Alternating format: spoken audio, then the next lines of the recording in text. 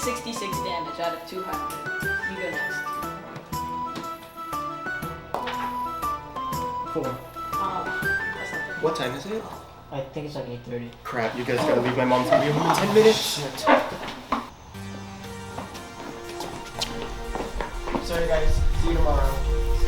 Sorry.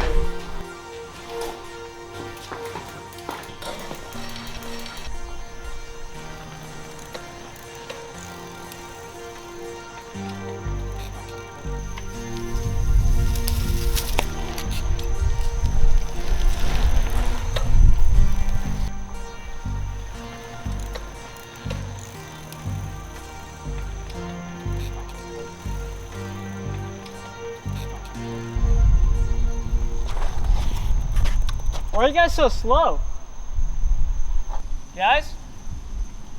This is seriously not funny.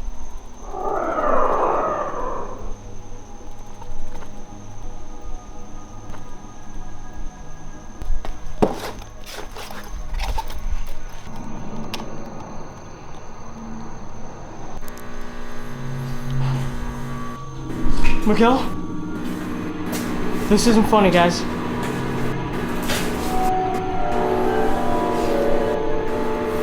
Look, I don't know what kind of sick joke this is. I don't know what's going on.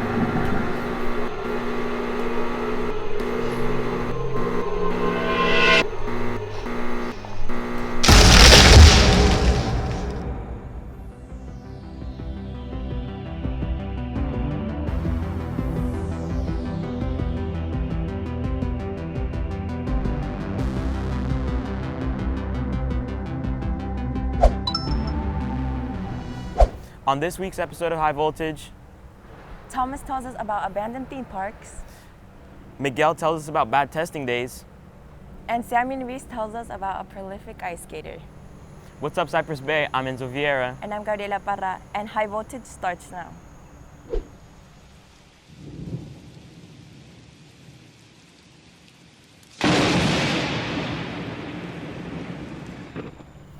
Hey, you should try ice skating. I don't think so. I can't even walk straight.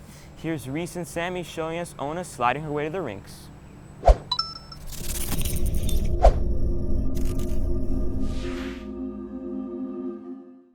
Hi, my name is Ona Rinkonen. I'm 15 years old and I'm a figure skater. Because I saw it on the television and I told my parents that is what I want to do, and I begged them to let me skate, and eventually they did. So I started skating when I was 4 and I kind of just stuck with it. I'm not sure if it was the Olympics, but it was some like big competition and I saw it and I was like, I want to do that.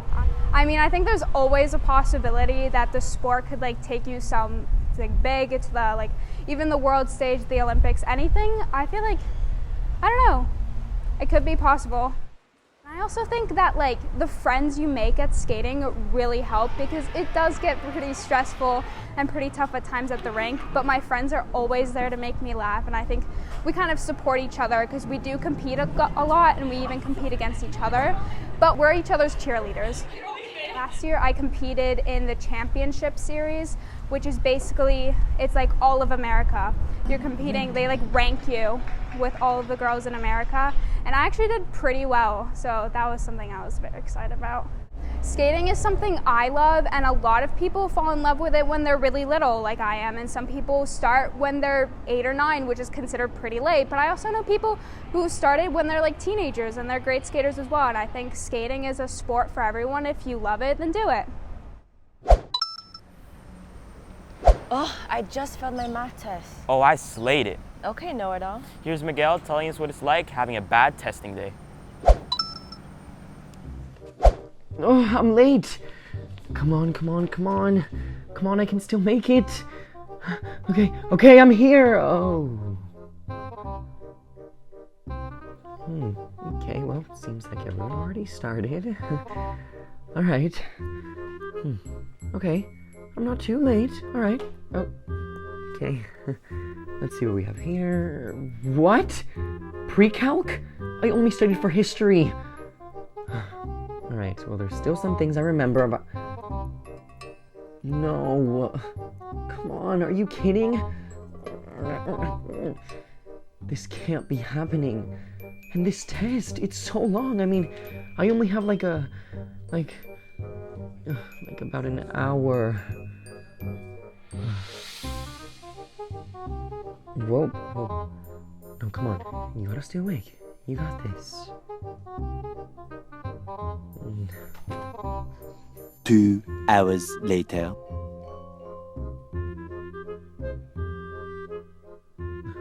What? No, I fell asleep. No, I wasn't done with that. Come on. Ugh. Screw this. Well, I guess there's always next year.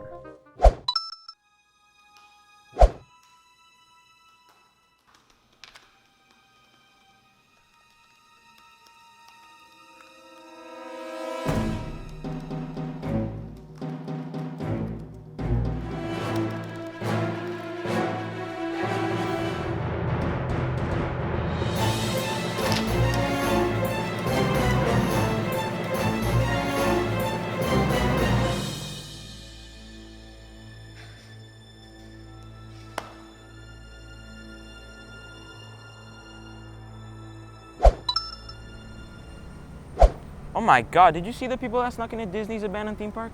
I heard something about that. Here's someone to tell us more about the abandoned theme parks. Theme parks are known for their cheerful energy and being filled to the brim with visitors. So when a theme park is completely empty, it's somewhat strange and uncanny. I'm Thomas Alvarado, and here are some of the creepiest abandoned theme parks in the world.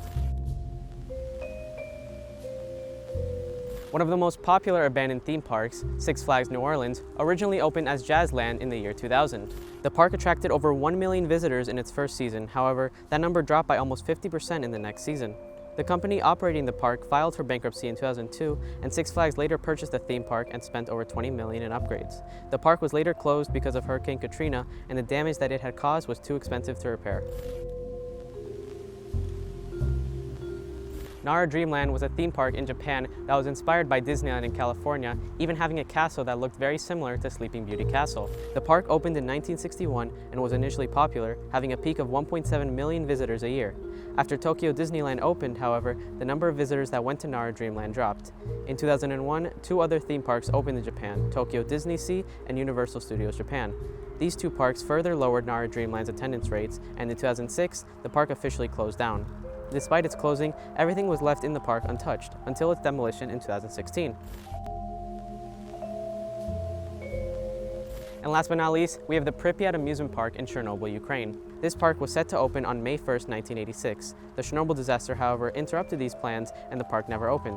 The park remains untouched, and pictures of its moldy rides have become symbol of the Chernobyl disaster. Today, theme parks attract millions around the world to their rides. And although they may not seem like they're going to be abandoned anytime soon, all it takes is a natural disaster or a fierce competitor to put them out of business. So enjoy the time you have with theme parks. It may be their last day open. I'm Thomas Alvarado, CBTV.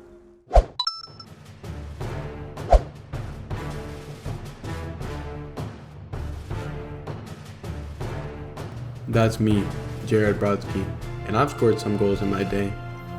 But what are some of the greatest goals ever and the most influential? Today I'm going to give you my top 3. Number 3. This goal was scored by Cristiano Ronaldo. It's a clear acrobatic effort and requires a lot of power and strength within the legs to get to that height and to sustain the balance in order to hit the ball. Number 2. This goal is done by Zlatan Ibrahimovic, a Sweden player who's played all over Europe, and it's clear to see why this made the list. It's just full of talent and twists and turns, and Zlatan is so agile. Number 1. This goal was scored by Lionel Messi, but I'm gonna let the commentary do its thing. Cap a la dreta per Xavi, assistència de Xavi, més cap a la dreta per Messi, Messi,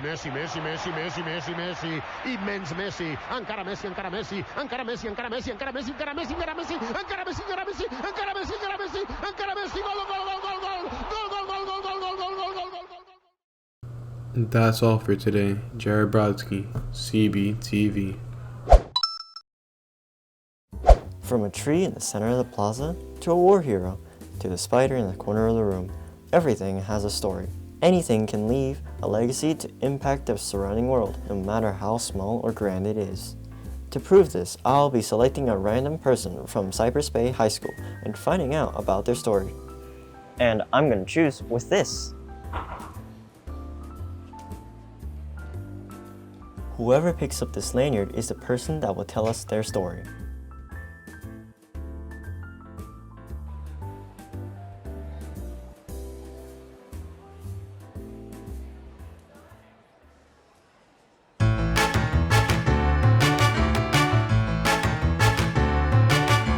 My name is Diego Luenga. I am 14 years old. I'm a student of Cypress Bay High School. I do from biking around my neighborhood. I play my clarinet, and sometimes I play with my friends online. In 6th, 7th grade, I played soccer in YMCA. I've won some soccer trophies, mostly participation, but I also got a 2nd place trophy on Drone League in middle school. I have a cat, his name's Oreo. He's black and white. I came to the United States in Venezuela 6 or 7 years ago. The reason I moved was because while I was in school, my house was robbed while my mom was inside, and it made us question the safety that we had in Venezuela.